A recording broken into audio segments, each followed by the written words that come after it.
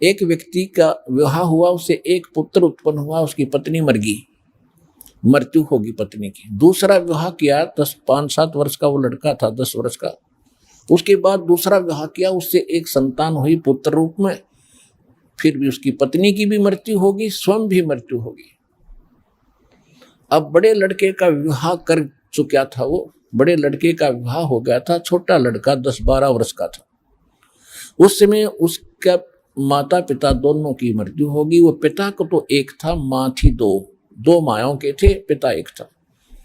अब बड़े का जो विवाह हो गया था, उसकी पत्नी थी, उधर से छोटा लड़का जो था वो बीमार हो गया। रोगी हो जाने से उपचार शुरू हुआ, महंगी महंगी दवाइयां लगी, लेकिन प्रयोग की जा रही थी, आराम कम हुआ।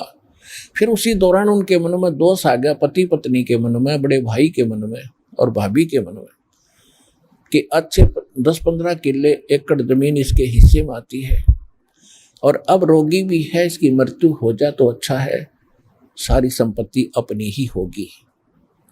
ये विचार विमर्श करके उन्होंने सोचा क्यों ना इसको मरवा ही दें, सबको मालूम है रोगी है, 4-5-10 दिन से ये बीमार चल रहा है।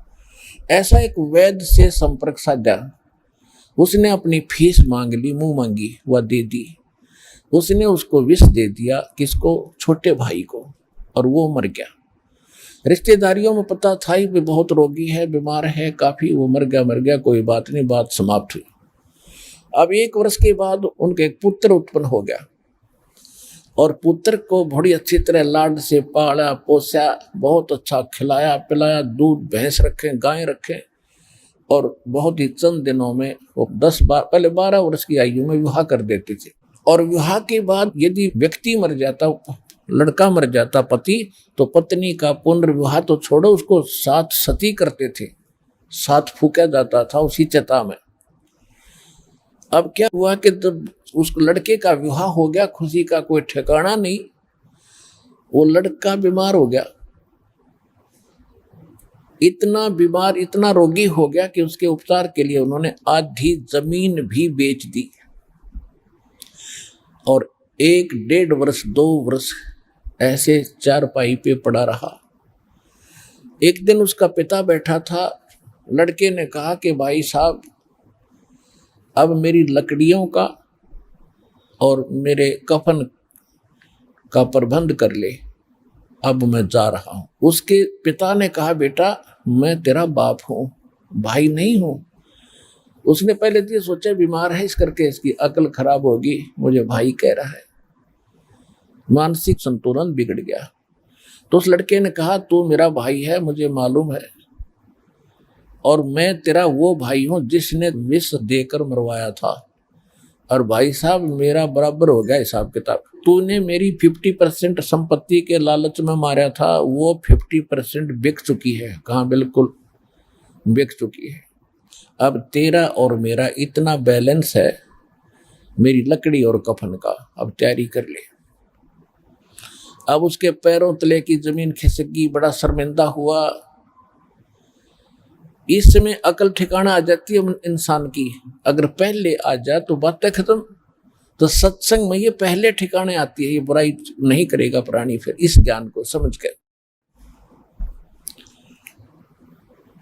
तो उसने कहा भी बिल्कुल मैं महानीच आदमी था, और मेरी पत्नी के साथ मैं भी, इसका एकली का दोष नहीं कहता, 1-2 बार तो मैंने मना किया, फिर मन ने भी यश करनी पड़ेगी।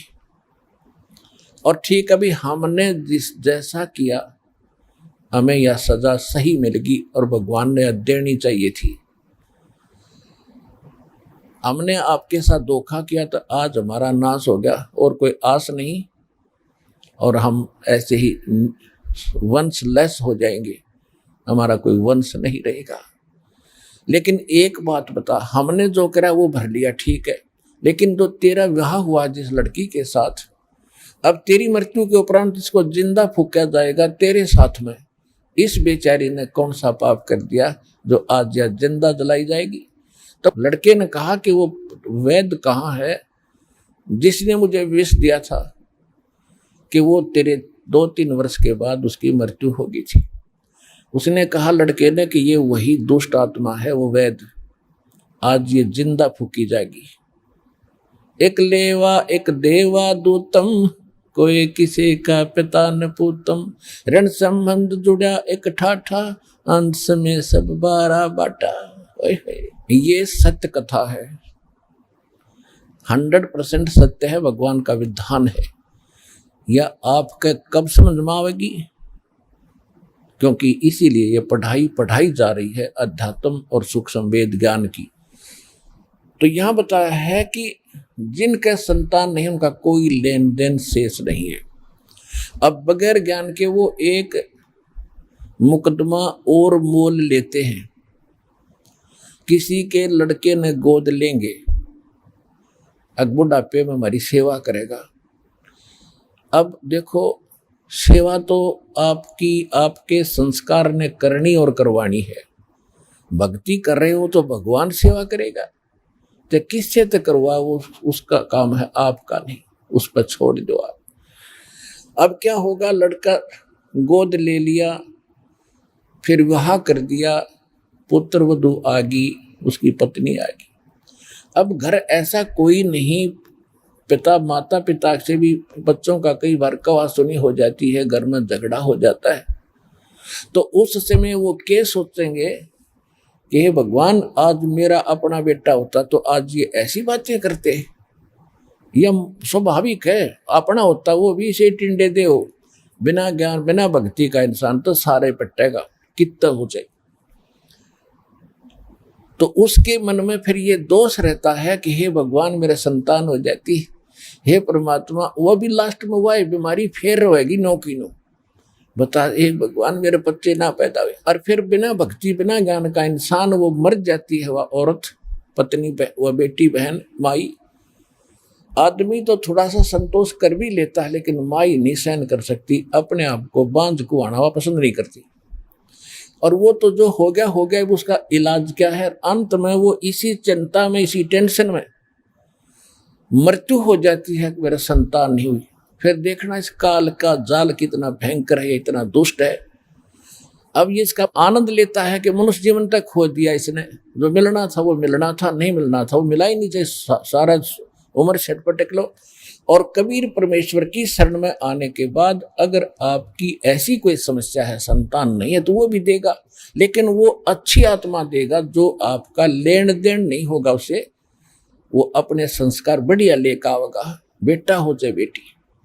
ये तो अब वर्तमान के जो परमात्मा का विधान ये अलग है, लेकिन उसको पूरा करता है दास पहले, कि वो मृत्यु के बाद वो माई, वो बहन जिस इस टेंशन में मर जाएगी, हाय मेरा संतान ना हुई, हाय मेरा संतान नहीं, अगले जन्म में काल उसको कुतिया बनाओगा, कुतिया, और एक सीजन में 8 पैदा करेगी।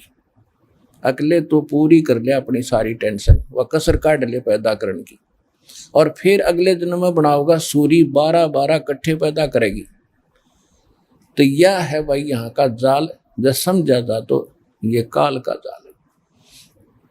इससे बचने के लिए इस ज्ञान को आधार बनाओ, परमात्मा के इस एक एक वचन को सत्य मानो कि जो आज जिसके संतान नहीं है वो 1 नंबर का, भगवान की दृष्टि में 1 नंबर का आदमी है।